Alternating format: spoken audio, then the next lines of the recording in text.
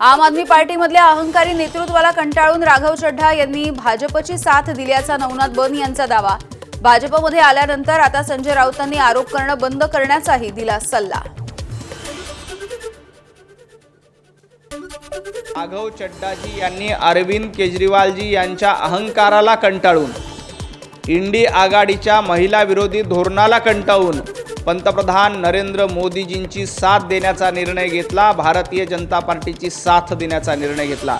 ज्या वेळेला ही सगळी लोक इंडी अलायन्समध्ये होती तेव्हा सगळी धुतल्या तांदळाची होती, चांगली होती असं तुम्हाला म्हणायचं, तेव्हा ती मास लीडर होती असं म्हणायचं, आणि भारतीय जनता पार्टीसोबत आल्यानंतर लगेच त्यांच्यावर आरोप करायचे।